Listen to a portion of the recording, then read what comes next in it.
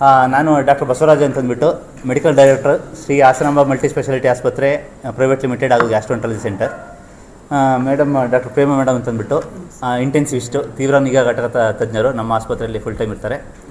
ಇವ್ರು ಬಂದು ರಮೇಶ್ ಅಂತಂದ್ಬಿಟ್ಟು ರೋಗಿ ನಮ್ಮ ಆಸ್ಪತ್ರೆಯಲ್ಲಿ ಅಡ್ಮಿಟ್ ಆದರು. ಮತ್ತು ಅಲ್ಲಿದ್ದವರು ನಮ್ಮ ನರ್ಸಿಂಗ್ ಸೂಪ್ರಿಡೆಂಟು ಭವಿ ಅಂತಂದ್ಬಿಟ್ಟು.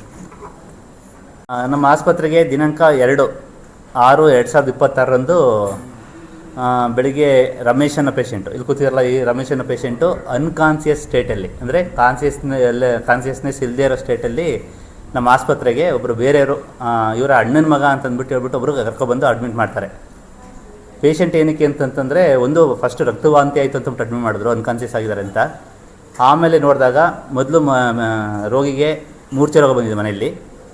ಮೂರ್ಛೆ ರೋಗ ಬಂದು ಟಂಗ್ ಬೈಟ್ ಅಂತ ಹೇಳ್ತೀವಿ. ಮೂರ್ಛೆ ರೋಗ ಬಂದಾಗ ನಾಲ್ಗೆ ಕಚ್ಕೊಂಡು ಅದರಲ್ಲಿ ರಕ್ತಸ್ರಾವ ಆಗಿ ಆವಾಗ ಅನ್ಕಾನ್ಸಿಯಸ್ ಆದಾಗ ಅದು ಆಸ್ಪಿರೇಷನ್ ಅಂತ ಆಗುತ್ತೆ. ಆಸ್ಪಿರೇಷನ್ ಅಂತಂತಂದರೆ ಆ ರಕ್ತ ಆಗಲಿ ಅಥವಾ ಊಟದಾಗಲಿ ಶ್ವಾಸನಾಳಕ್ಕೆ ಹೋಗುತ್ತೆ. ಶ್ವಾಸನಾಳಕ್ಕೆ ಹೋಯ್ತು ಅಂತಂದರೆ ಯಾವುದೇ ಸಡನ್ನಾಗಿ ಆಕ್ಸಿಡೆಂಟ್ಸ್ ಅಂಥದ್ದು ಕಡೆ ಎಲ್ಲ ನೀವು ನೋಡಿರ್ತೀರ, ಆಸ್ಪಿರೇಷನ್ ಆಗಿ ಸ್ಪಾಟ್ ಡೆತ್ಗಳಾಗ್ತಾವಲ್ಲ, ಅವೆಲ್ಲ ಆಸ್ಪಿರೇಷನ್ ಆಗಿ ಡೆತ್ ಆಗೋದು. ಆಸ್ಪಿರೇಷನ್ ಶ್ವಾಸನಾಳಕ್ಕೆ ಬ್ಲಡ್ ಕ್ಲಾಟ್ ಆಗಲಿ ಅಥವಾ ಊಟದಾಗಲಿ ಹೋಗಿ ಸೇರಿಕೊಂಡಾಗ ರೋಗಿಗೆ ಉಸಿರಾಡೋಕ್ಕೆ ಆಗಲ್ಲ, ಆವಾಗ ಪೇಷಂಟ್ ಸಡನ್ ಡೆತ್ಸ್ ಆಗ್ತವೆ ಅಲ್ಲಿ. ಈ ಪೇಷಂಟು ಸಹ ಅದೇ ಸ್ಥಿತಿಯಲ್ಲಿ ಉಸಿರಾಡೋಕ್ಕೆ ತೀವ್ರ ರೀತಿಯ ಸಮಸ್ಯೆಯಾಗಿ ಬಂದು ಇನ್ನೊಬ್ಬರು ಕರ್ಕೊಬಂದರು, ICUಗೆ ಶಿಫ್ಟ್ ಮಾಡಿದ್ವಿ. ICU ಶಿಫ್ಟ್ ಮಾಡಿದಾಗ ಅಲ್ಲಿ ನಮ್ಮ ಇಂಟೆನ್ಸಿವಿಸ್ಟ್, ನಮ್ಮ ತೀವ್ರ ನಿಗಾ ಘಟಕದ ತಜ್ಞರಾದ ಪ್ರೇಮ ಮೇಡಮ್ ಅವರ ನೇತೃತ್ವದಲ್ಲಿ ಇವರು ಮತ್ತು ಡ್ಯೂಟಿ ಡಾಕ್ಟರ್ಸು ಮತ್ತು ಸ್ಟಾಫ್ಸು ಎಲ್ಲ ಸೇರಿ ಇಮಿಡಿಯೇಟಾಗಿ ಆಕ್ಸಿಜನ್ ಸ್ಯಾಚುರೇಷನ್ ಫಾಲ್ ಆಗ್ತಾಯಿತ್ತು. ಪೇಷಂಟ್ ಅನ್ಕಾನ್ಸಿಯಸ್ ಇದ್ದರು, ಉಸಿರಾಡೋಕೆ ಆಗದೇ ಇದ್ದಾಗ ಇಮಿಡಿಯೇಟ್ ಮಾಡಬೇಕಾಗಿರೋದು ಏನಂತಂದರೆ ಇಂಟ್ಯುಬೇಷನ್ ಮಾಡಿಬಿಟ್ಟು ವೆಂಟಿಲೇಟರ್ಗೆ ಹಾಕಬೇಕು. ಇಂಟ್ಯುಬೇಷನ್ ಅಂದರೆ ಶ್ವಾಸನಾಳಕ್ಕೆ ಟ್ಯೂಬ್ ಹಾಕಿ ವೆಂಟಿಲೇಟರ್ಗೆ ಹಾಕಬೇಕು. ಟ್ಯೂಬ್ ಹಾಕಿ ವೆಂಟಿಲೇಟರ್ಗೆ ಹಾಕಿ ಅದೇನು ಟ್ರೀಟ್ಮೆಂಟ್ ಕೊಡಬೇಕು ಎಲ್ಲನೂ ಟ್ರೀಟ್ಮೆಂಟ್ ಹಾಕಿದ್ದಾರೆ. ಆ ರೋಗಿಯ ಅಟೆಂಡ್ರು ಅಣ್ಣನ ಮಗ ಅಂತ ಬಂದವರು ಅಡ್ಮಿಟ್ ಮಾಡಿಬಿಟ್ಟು ಹೋದವರು ತಿರುಗಿ ನೋಡಲೇ ಇಲ್ಲ.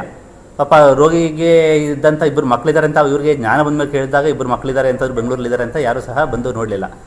ಈಗ ಅದು 4 ದಿವಸ ವೆಂಟಿಲೇಟರ್ಲಿತ್ತು ಪೇಷಂಟ್ ಹಾಸ್ಪಿಟಲಲ್ಲಿ.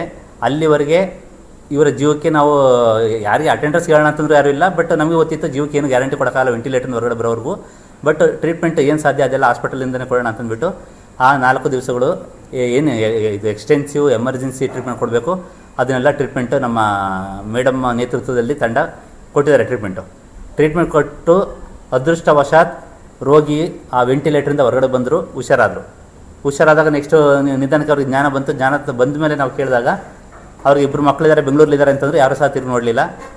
ಇದ್ರ ಮಧ್ಯದಲ್ಲಿ ಆಗೋಂಥ ಖರ್ಚುಗಳು ಮತ್ತು ಬೇರೆ ICU ಕೇರ್ ಇರ್ಬೋದು, ವೆಂಟಿಲೇಟರ್ ಕೇರು ಮತ್ತು ಮೆಡಿಸಿನ್ನು ಎಲ್ಲ ಆಸ್ಪತ್ರೆಯಿಂದನೇ ಎಲ್ಲ ರೋಗಿಗೆ, ಯಾಕಂದರೆ ಅಟೆಂಡರ್ಸ್ ಯಾರು ಇಲ್ಲದರಿಂದ ಯಾರು ತಂದು ಕೊಡೋರು ಇರಲಿಲ್ಲ, ಎಲ್ಲ ಆಸ್ಪತ್ರೆಯಿಂದನೇ ಹುಷಾರು ಮಾಡಿ ಡಿಸ್ಚಾರ್ಜ್ ಆ್ಯಕ್ಚುಲಿ ಅದಾದಮೇಲೆ 10 ದಿವಸಗಳ ಕಾಲ ಟ್ರೀಟ್ಮೆಂಟ್ ಕೊಟ್ಟು ಡಿಸ್ಚಾರ್ಜ್ ಮಾಡ್ಕೊಂಡು ಹೋಗಿ ಅಂತ ಹೇಳಿದಾಗ ನಾವು ಮನೆಗೆಲ್ಲ ಅವರು ಫೋನ್ ನಂಬರ್ ಕೊಟ್ಟಿರ್ತಾರೆ ಒಂದು ಆಸ್ಪತ್ರೆಗೆ. ಫೋನ್ ಮಾಡಿದ್ರೆ 2 ಸಲ 3 ಸಲ ಫೋನ್ ಎತ್ತಿದ್ರು, ಆಮೇಲೆ ನಮ್ಗೆ ಗೊತ್ತಿಲ್ಲ ಅಂತಂದ್ಬಿಟ್ಟು ಫೋನ್ ಕಟ್ ಮಾಡಿಬಿಟ್ಟು ಸ್ವಿಚ್ ಆಫ್ ಮಾಡಿದ್ರೆ ಫೋನ್ ಎತ್ತಲೇ ಇಲ್ಲ. ನಾವು ಪೇಷಂಟನ್ನು ಏನು ಮಾಡಬೇಕಂದ್ರೆ ವಾಪಸ್ ಕಳಿಸ್ಲೇಬೇಕು. ಹುಷಾರಾಗಿದೆ, ಇನ್ನು ಆಸ್ಪತ್ರೆಯಲ್ಲಿ ತುಂಬ ದಿವಸ ಇಟ್ಕೊಳಕ್ಕಾಗಲ್ಲ. ಬಿಲ್ಲದು ಒಂದು ಕಡೆ, ಅದು ಸಪ್ರೇಟು. ಬಿಲ್ಲದು ಅದು ಆ್ಯಕ್ಚುಲಿ ರೆಗ್ಯುಲರ್ ಮಾಡಬೇಕು ಅಂತಂದರೆ 2.5 ಲಕ್ಷ ಬಿಲ್ ಆಗುತ್ತೆ, ಬಟ್ ಅದು ಸಪ್ರೇಟು. ಬಟ್ ಆವಾಗ ಏನು ಮಾಡೋದು ಅಂತ ಪೇಷಂಟನ್ನು ಮನೆ ಕಳ್ಸೋಣ ಅಂತಂದ್ಬಿಟ್ಟು ನಮ್ಮ ಆಸ್ಪತ್ರೆ ಒಬ್ಬರು ಸಿಬ್ಬಂದಿ ಅವ್ರ ಊರಿಗೆ ಹೋದರು. ಅವರ ಊರು ನಿರ್ಗುಂದ ಅಂತಂದ್ಬಿಟ್ಟು, ಗಣಸಿ ವಿಲೇಜು, ಅರಸೀಕೆರೆ ತಾಲೂಕು, ನಿರ್ಗುಂದ ಅಂತಂದ್ಬಿಟ್ಟು ಇವರ ಊರು. ಅಲ್ಲಿಗೆ ಪಾಪ ಮನೆಗೆ ಹೋದಾಗ ನಮ್ಮ ಆಸ್ಪತ್ರೆ ಸಿಬ್ಬಂದಿ ಮನೆ ಹುಡ್ಕೊಂಡು ಹೋಗಿದ್ದಾರೆ.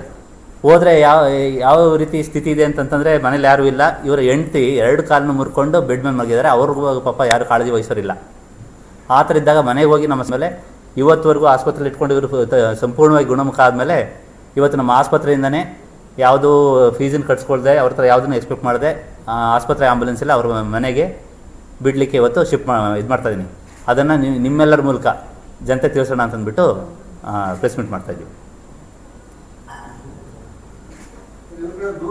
ಮಾನವೀಯತೆ ದೃಷ್ಟಿಯಿಂದ ಅಷ್ಟೇ. ಈಗ ನಿಮ್ಮದೇ ಪ್ರೆಸ್ಸಲ್ಲೇ ಮೊದಲು ಸುಮಾರು ಒಂದು 2-3 ಇನ್ಸಿಡೆಂಟೆಲ್ಲ ಹಾಕಿದ್ದೀರಾ. ಇದು ಪೌರ ಕಾರ್ಮಿಕರಿಗೆ ಅಷ್ಟು ಬಿಟ್ಟರು ಇಷ್ಟು ಬಿಟ್ಟರು ಅಂತಲ್ಲ, ನಮ್ಮ ಹಾಸ್ಪಿಟಲ್ ಬಗ್ಗೆ ಇದು ಮಾಡಿದ್ದೀರಾ.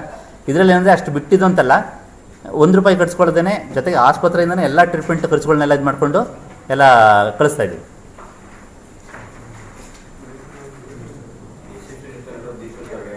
ಹೇಳಿ, ಇಲ್ಲ ಯಾವುದಿಲ್ಲ. ಎಸೆಪ್ಷನ್ ಕಾರ್ಡ್ ಕೇಳಿದ್ವಿ, ಅದಿಲ್ಲ. ಆಮೇಲೆ ಇವರು ಒಳ್ಳೆತನ ಇನ್ನೊಂದು ಹೇಳ್ತೀನಿ, ಈ ಮಾತಾಡಿದಾಗ ಏನಂತ ಇದ್ದಾರೆ ಅಂದರೆ, ಸರ್ ಆಯಿತು ನಮ್ಮ ಮನೆ ಕರ್ಕೊಂಡು ಬಿಟ್ಕೊಡಿ, ನನ್ನ ಹತ್ರ 10,000 ಇದೆ, ಅದು ನಿಮ್ಗೆ ಅಲ್ಲಿ ಕೊಟ್ಕೊಳಿಸ್ತೀನಿ ಅಂತ ಹೇಳ್ತಾ ಇದ್ದಾರೆ ಇವರು. ನೋಡಿ, ಅದರಲ್ಲೂ ಸಹ ಇವರು ಶಿಸ್ತು ಬದ್ಧವಾಗಿ ಹೆಂಗೆ ಮಾತಾಡ್ತಾರೆ ಅಂತಂದರೆ, ಸರ್ ನಾನು ಮನೆಯಲ್ಲಿ 10,000 ಇಟ್ಟಿದ್ದೀನಿ ಸರ್, ನಾನು ಕರ್ಕೊಂಡು ನಮ್ಮ ಮನೆಗೆ ತಲುಪಿಸಿ 10,000 ಕೊಟ್ಕೊಳಿಸ್ತೀನಿ ಅಂತ ಹೇಳ್ತಾರೆ. ಕೇಶವ ಅಲ್ಲಿ ಕೊಟ್ಬಿಟ್ಟು ಅದೇ ಫೋನ್ ಕಟ್ ಮಾಡ್ತಾ ಇದ್ದಾರೆ, ಆಸ್ಪತ್ರೆ ಅಂತ ತಕ್ಷಣ ಕಟ್ ಮಾಡ್ತಾರೆ, ರಿಸೀವ್ ಮಾಡಲ್ಲ. ಆ ಫೋನ್ ನಂಬರ್ ಕೊಟ್ಟಿದ್ದಾರೆ ಒಂದು, ಅದನ್ನು ಮಾಡಿದ್ರೆ ಫೋನ್ ಕಟ್ ಮಾಡ್ತಾ ಇದ್ದಾರೆ, ಪುನಃ ರಿಸೀವ್ ಮಾಡ್ತಾ ಇಲ್ಲ. ನೋಡ್ರಿ ಏನು ಮಾಡ್ತಾರೆ ಮಕ್ಳು, ಏನು ಮಾಡ್ತಾ ಇದ್ದಾರೆ? ಹೋಟ್ಲೆ ಕೆಲಸ ಮಾಡ್ತಾರೆ ಇಬ್ಬರು. ಹುಡುಗಿ ಒಬ್ಬರು ಇರೋದು ಮದುವೆ ಮಾಡಿದ್ದೀರಾ? ಅದು ಮದುವೆ ಮಾಡಿದ್ದೀರಾ? ಓಕೆ.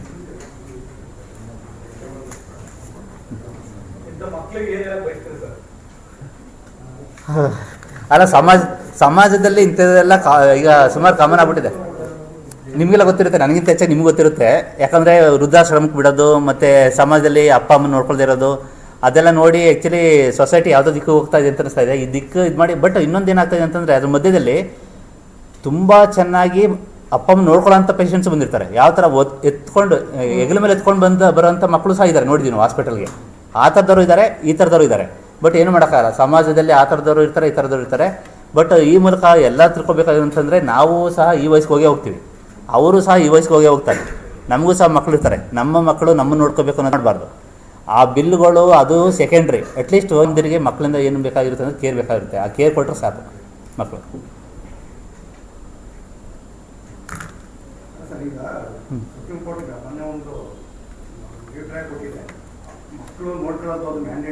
ಹೌದು, ಕರೆಕ್ಟ್. ಪೊಲೀಸ್ಗೆ ಇನ್ಫಾರ್ಮ್ ಮಾಡಿ ನಾವು ಮಾನವೀಯತೆ ದೃಷ್ಟಿಯಿಂದ ಮಾಡ್ತಾ ಇದ್ದೀವಿ ಹೊರತು ಲೀಗಲಿ ಇದು ಮಾಡ್ತಾ ಇಲ್ಲ. ಹೌದು, ನೀವು ಹೇಳ್ದಂಗೆ ಇದನ್ನು ನಾವು ಬೇರೆ ರೀತಿ ಮಾಡ್ಬೋಯಿತ್ತು. ಪೊಲೀಸ್ ಸ್ಟೇಷನ್ಗೆ ಒಂದು ಇದು ಲೆಟ್ರ್ ಕಳಿಸ್ಬಿಟ್ಟು ಇನ್ನು ನೀವು ಟೇಕ್ ಓವರ್ ಮಾಡ್ಕೊಳ್ಳಿ ಅಂತ ಬಿಟ್ಟು ಇವ್ರನ್ನೂ ಸಹ ನೀವೇ ಕರ್ಕೊಂಡು ಬಿಡಿ ಅಂದ್ರೆ ಪಾಪ ಪೊಲೀಸ್ ಡಿಪಾರ್ಟ್ಮೆಂಟ್ ಮಾಡ್ತಿದ್ರು. ಆಸ್ಪತ್ರೆಯಿಂದ ಇವ್ರು ಕರ್ಕೊಂಡೋಗಿ ಅವ್ರ ಮನೆಗೆ ತಲುಪಿಸುವಂಥ ವ್ಯವಸ್ಥೆ ಮಾಡ್ತಿದ್ರು. ಹೌದು, ಹಂಗಾದಾಗ ಲೀಗಲಿ ಏನು ಮಾಡ್ಬೋದು, ಈಗ ಮಾನವೀಯತೆಯಲ್ಲಿ ಏನು ಮಾಡ್ಬೇಕು ಮಾಡಿದ್ದೀರಾ, ಲೀಗಲಿ ಅವ್ರ ಕುಟುಂಬಕ್ಕೆ ಏನು ಸಪೋರ್ಟ್ ಆಗೋದಕ್ಕೆ ಪ್ರಯತ್ನ ಮಾಡ್ಬೋದಾಗಿತ್ತು. ಈಗ ಆಯ್ತು, ಹಾಗಾದರೆ ಒಂದೇನು ಮಾಡ್ತೀವಿ ಅಂತಾರೆ, ಈಗ ಕರ್ಕೊಂಡು ಬಿಡೋಕ್ಕಿಂತ ಮೊದಲು ನಾವು ಪೊಲೀಸ್ ನಮ್ಮ ಇದು ಬರೋಂಥ ಜುಡಿಷನ್ ಬರೋಂಥ ಪೊಲೀಸ್ ಸ್ಟೇಷನ್ಗೆ ಒಂದು ರಿಕ್ವೆಷನ್ ಲೆಟರ್ ಕೊಡ್ತೀವಿ. ಕೊಟ್ಬಿಟ್ಟು ಅವ್ರು ಏನು ಮಾಡ್ತಾರೆ ನೆಕ್ಸ್ಟ್ ಅವ್ರು ಇದು ಮಾಡ್ಕೊಳ್ಳಿ, ಹಾಸ್ಪಿಟಲ್ ಕಡೆಯಿಂದ ಒಂದು ಲೆಟರ್ ಕೊಡ್ತೀವಿ, ಇವತ್ತು ಕೊಟ್ಬಿಟ್ಟು ಇದು ಮಾಡ್ತೀವಿ.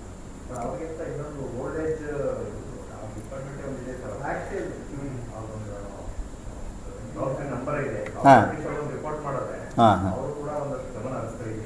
ಓಕೆ.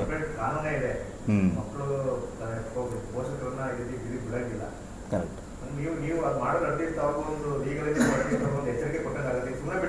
ಹಾಂ, ಅವರು ಅದೇ ಕರೆಕ್ಟ್. ಓಕೆ, ಆಯಿತು. ಹಾಂ ಹಾಂ, ಹೌದೌದು. ಅದೇ ನೀವು ಆ್ಯಕ್ಚುಲಿ ಹಾಂ ಸರ್, ಹೌದು. ಇಲ್ಲ ಅಂತ ಬಿಟ್ಟು ಓಕೆ, ಆಯ್ತು ಸರ್. ಹಾಂ, ಲೀಗಲ್ ಪೊಲೀಸ್ ಸ್ಟೇಷನ್ಗೆ ಮತ್ತು ಇವರು ಮಂಜು ಸರ್ ಹೇಳ್ದಂಗೆ ಇದಂತೂ ಮಾಡ್ತೀವಿ, ಇದು ಮಾಡ್ಕೊಂಡು. ಹಾಂ, ಆಯಿತು. ಮಾಡ್ತೀವಿ. ಮೇಡಮ್ ಏನು ಮಾತಾಡ್ತೀರಾ? ಮಕ್ಕಳ ಮೇಲೆ ದುಡ್ಡು ಕೊಟ್ಟರೆ ಏನಿದಾಗುತ್ತೆ, ನಾವು ಅದರಿಂದ ಏನು ಸಾಧಿಸೋಂಗಿಲ್ಲ, ಆಸ್ಪತ್ರೆಯಿಂದ ಏನು ಸಾಧಿಸೋಕ್ಕಲ್ಲ. ಇವ್ರು ಬೇಕಾದ್ರೆ ಅವ್ರು ನೆಕ್ಸ್ಟ್ ಏನಾದ್ರು ಮಾಡ್ಕೊಳ್ಳಿ. ಅದೇ ಮಕ್ಕಳು ಈ ಥರ ಮಾಡಿದ್ದಾರೆ ಅಂದರೆ ಅವ್ರೇನಾದ್ರು ನೆಕ್ಸ್ಟ್ ಮಾಡ್ಕೋಬೇಕು. ಬಟ್ ಆಸ್ಪತ್ರೆ ಕಡೆಯಿಂದ ನಾವೇನು ಮಾಡ್ಬೋದು ಅಂತಂತಂದರೆ ಅವ್ರಿಗೆ ಈ ಥರ ಟ್ರೀಟ್ಮೆಂಟ್ ಕೊಟ್ಟಿದ್ದೀವಿ ಉಚಿತವಾಗಿ. ಅವ್ರಿಗೆ ಏನು ಅದು ಮಾಮೂಲಿ ವಾರ್ಡಲ್ಲಿ ಬಂದು ಟ್ರೀಟ್ಮೆಂಟ್ ತೊಗೊಂಡಿರೋಂಥ ಪೇಷಂಟ್ಗಾದರೆ ನಾವು ಇಷ್ಟು ಇದು ಮಾಡ್ತಾರಲ್ಲ, ಸುಮಾರು ಪೇಷಂಟ್ ಬರ್ತಾ ಇರ್ತಾರೆ ಹೋಗ್ತಾ ಇರ್ತಾರೆ ಹಾಸ್ಪಿಟ್ಲ್ಗಳಲ್ಲಿ. ಬಟ್ ಇದು ಯಾವ ಥರ ಅಂತಂದರೆ ಸಾವು ಬದುಕಿನ ನಡುವೆ ಹೋರಾಡಿ ಜೀವಕ್ಕೆ ಗ್ಯಾರಂಟಿ ಇಲ್ಲದೆ ವೆಂಟಿಲೇಟರ್ಗೆ ಹೋಗಿ 4 ದಿವಸ ವೆಂಟಿಲೇಟ್ರಲ್ಲಿದ್ದು ಆಮೇಲೆ ನೆಕ್ಸ್ಟ್ ಹುಷಾರಾಗಿ ಮನೆಗೆ ಹೋಗ್ತಾರಂಥ ಪೇಷಂಟು. ಕೊನೆಗೆ ಏನಂತಂದರೆ ನೀವು ಬಿಲ್ ಕಟ್ಟೋದು ಬೇಡ, ಬಂದು ರೋಗಿನ ಕರ್ಕೊಂಡೋಗಿ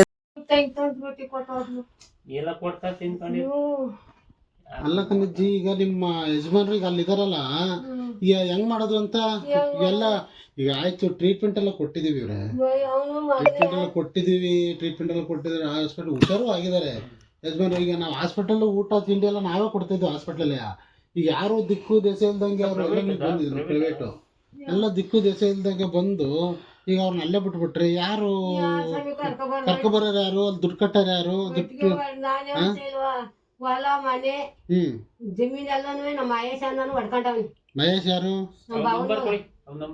ನಮ್ಗೆ ಅವರೆಲ್ಲ ಬೇಕಿಲ್ಲ ಕಣ್ರಿ. ಮಹೇಶ್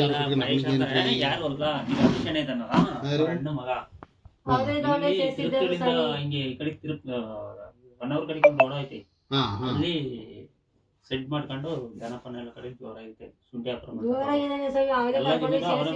ಈಗ ನಮ್ಮ ಹಾಸ್ಪಿಟಲ್ ಸೇರಿಸ್ತಾರೆ ಯಾರು? ಅವನೇ ಸೇರ್ಸಿರೋನು ನನಗೆ ಅವ್ನೇ? ಯಾವ ಆಸ್ಪತ್ರೆ ನನಗೆ ಒಟ್ಟಿಗೆ ಹೋಗಕ್ಕಾಗಲ್ಲ ಯಾವ ಆಸ್ಪತ್ರೆ ಸೇರ್ಸಿರು ಯಾಕ ಅವ್ನು ಅಲ್ಲಿ ಬಿದ್ಕ ಹಂಗ ಆತದಂಗ ನನಗೆ ಇಲ್ಲಿ ಅದ್ರ ಬಂದ್ಬಿಟ್ಟು ಹೋಗಕ್ಕಾಗಲ್ಲ ಇಲ್ಲೇ ಬಾಯ್ ಬಡ್ಕೊಬಿಟ್ಟೆ ಅಕ್ಕಪಕ್ಕದ ಅದಕ್ಕೆ ಹೋಗಿ ಕರ್ಕೊಬಂದು ಫೋನ್ ಮಾಡಿ ತಂದೆ ಸೇರ್ಸಿ ನಿಮ್ಮ ಮಗನಿಗೆ ಫೋನ್ ಮಾಡಿದ್ರೆ ಫೋನ್ ರಿಸೀವ್ ಮಾಡಲ್ಲ ಕಟ್ ಮಾಡ್ತಾರಲ್ಲಮ್ಮ. ನಾನು ಈಗ ಹೋಗಿ ಯಾರನ್ನ ಕರ್ಕೊಂಡೋಗಿ ಯಾರು ಎತ್ತುತ್ತಿಲ್ಲ ನಿಮ್ಮ ಮಗಳು ಮಗಳು ಅವ್ರ ಊರಾಗ ಅವಳು ಮಗಳು ಬರಂಗಿಲ್ಲ ಸರ್ ಮೊಮ್ಮಗನ್ ಕರ್ಕೊಂಡು ಆಸ್ಪತ್ರೆಗೆ ಹೋಗಿ ಮಗಗ್ ಬಿದ್ದು ಬಿಲ್ಡಿಂಗ್ ಏಟ್ ಅದು ಆಯ್ತು ಆಪರೇಷನ್ ಆಯ್ತು 4 ಆಪರೇಷನ್ ಆಗ್ಯಾವ ಮಗಗೆ ಮೊಮ್ಮಗ್ಗೆ ಅವನ್ ತಗೊಂಡೋಗಿ ಅಲ್ಲಿ ಹಾಕೊಂಡ ಯಾವಾಗ ಆಪರೇಷನ್ ಕರ್ಕೊಂಡ್ ಬಂದಿದ್ರು ಇಲ್ಲಿ ಆಸ್ಪತ್ರೆಯಿಂದ ಬಂದ್ಮೇಲೆ ಮತ್ತೆ ನೆನ್ನೆ ಕರ್ಕೊಂಡು ಹೋಗ್ಯಾರ ಅಲ್ಲಿ ಎಲ್ಲಿ ಬೆಂಗಳೂರಿಗೆ ಬೆಂಗಳೂರಲ್ಲಿ ಆಪರೇಷನ್ ಆಯ್ತು ಬೆಂಗಳೂರಾಗ ಆಪರೇಷನ್ ಆಯ್ತು ಈಗ ಅಲ್ಲಿ 1 ವಾರ ಇರ್ಬೇಕಂತೆ 1 ವಾರ ಇರ್ಬೇಕಂತ ಅಲ್ಲಿ ಅಲ್ಲಿಂದ ಕರ್ಕೊಂಡ್ಬಂದು ಇಲ್ಲ ಕೇಳಬೇಕಾದ್ರೆ ಅವ್ನ ನಂಬರ್ ಕೊಡ್ತೀನಿ ಮಹೇಶ್ ನನ್ನ ಈಗ ನಾವು ಪೊಲೀಸ್ ಕಂಪ್ಲೇಂಟ್ ಕೊಡ್ತೀವಿ. ಕೊಡೋರಿ ಅಲ್ಲಿ ಹೇಳ್ಕೊಂಡು ಒಂದು ಸ್ವಾಮಿ ನಾನು ಹೋಗಿ ಹೇಳಿದೆ ಹ್ಮ್ ಜಮೀನೆಲ್ಲ ನಾನೇ ಹೊಡ್ಕೊತಾ ಇದ್ದೇನೆ ಸ್ವಾಮಿ ಜಮೀನೆಲ್ಲ ನೀನೇ ಹೊಡ್ಕೊತಾ ಇದೀಯಾ ಅಲ್ಲಿಗೆ ಹೋದೆ ನಾನು ಅವ್ರ ನಂಬರ್ ಇದೆಯಾ? ನಂಬರ್ ಕುಡಿಲಿ ಅವ್ರದ್ದು. ಯಾರನ್ನ ಆಟ ಮಾಡ್ಕೊಂಡು ಕರ್ಕೊಂಡು ನೋಡ್ತಾ ನೀವು ಇವೆಲ್ಲ ಮಾತ್ರ ನಿಮ್ಗೆ ಇವೆಲ್ಲ ಸಾಯಂಕಾಲ ಜೊತೆ ನುಂಗ್ಬೇಕು ಬೇಡ ಬಿಡು ಅದ ಕರೆ ಬೇಡ ಅವ್ರಿಗೆ ನಂಬರ್ ಕೊಡು ಮಾಹಿತಿ ಅವ್ರು ಮಾತಾಡ್ತಿರ್ತಾರೆ ಕೊಡ್ತೀನಿ